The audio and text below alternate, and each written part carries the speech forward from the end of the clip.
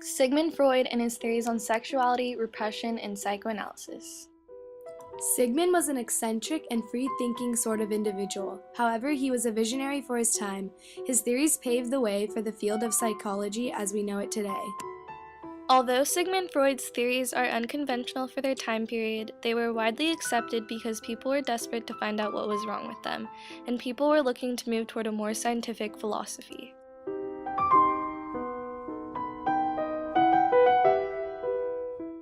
He articulated and refined the concepts of the unconscious, infantile, sexuality, and repression, and he proposed a tripartite account of the mind's structure, understanding of the human psychological development, and treatment of abnormal mental conditions. In those days, superstition reigned over reason. Those with mental illnesses were viewed as demons or outcasts. They were put away in insane asylums under horrific conditions. However, Freud argued there are scientific and rational explanations as to why people are mentally ill, and sought out ways to treat them with compassion and understanding through science. Sigmund had an unusual upbringing. His father married several times before he married Sigmund's mother. His family was Jewish by culture and religion. He had a large family with 6 other siblings, and he was one of the younger children. Since he was close to his mother, he later on developed the controversial Oedipus complex theory. According to Freud, this is the first stage of psychosexual development. When a boy is from the age of 3 to 5 years, he craves attention from his mother, while at the same time exhibits jealousy and resentment towards the father. He views him as a rival towards getting affection from the mother. He was taught in both secular and religious ways of thinking at an early age. After his general education, he enrolled in medical school at the University of Vienna in 1873. He took a keen interest in physiology after specializing in neurology.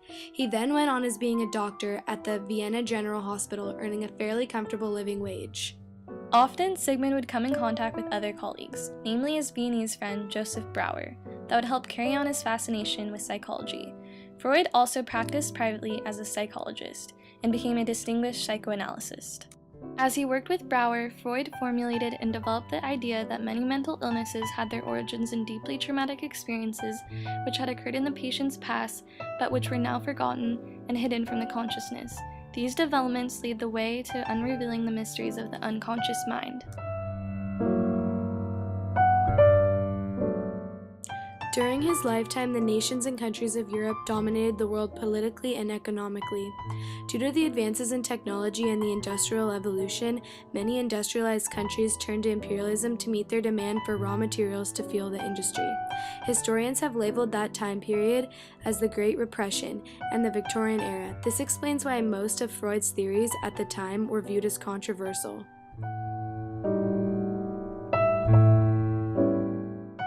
Eventually, after working with his colleague Brauer could not agree with what he regarded as excessive emphasis Freud placed upon the sexual origins and content of neurosis, and the two parted company, with Freud continuing to work alone to develop and refine the theory and practice of psychoanalysis.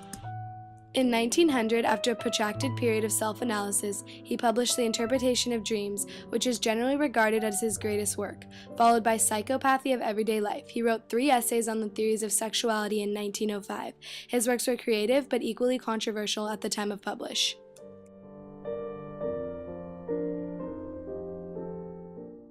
One of Sigmund's first travels was to Paris, France. He spent a year there and was deeply impressed by the work of the French neurologist Jean Charcot, who was at the time using hypnosis to treat hysteria and other abnormal mental conditions. Upon his return to Vienna, Freud experienced with hypnosis but found its beneficial effects did not last for long periods of time. After consulting with his colleagues, he came up with a more scientific approach with treating mental illness.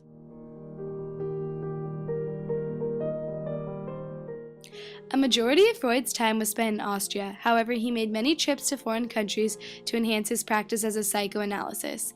Sigmund traveled to the United States and gave course lectures. Freud's reputation and fame grew enormously, and he continued to write proficiently until his death, producing more than 20 volumes of theoretical works and clinical studies.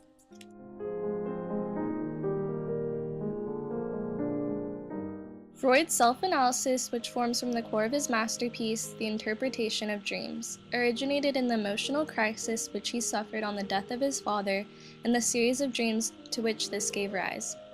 Freud would spend much of his time reflecting on his past experiences and his upbringing that would lead to most of his creative theories. Self-analysis also gave rise to other books such as 3 essays on the theories of sexuality, psychopathy of everyday life, and the ego and the identity. As crazy as he would seem as an individual, he made important discoveries in the field of modern psychology and psychoanalysis.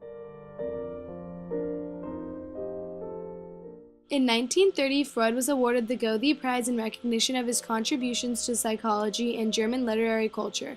In January 1933, the Nazis took control of Germany. Freud's books were prominent among the ones that they burned.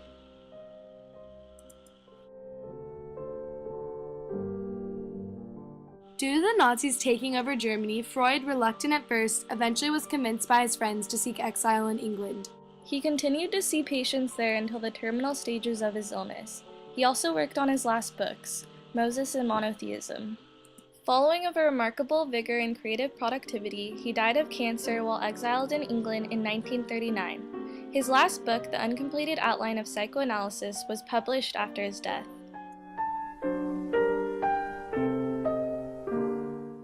Colleagues like French neurologist Jean Charcot and Joseph Bauer helped him in the fabrication of his theories.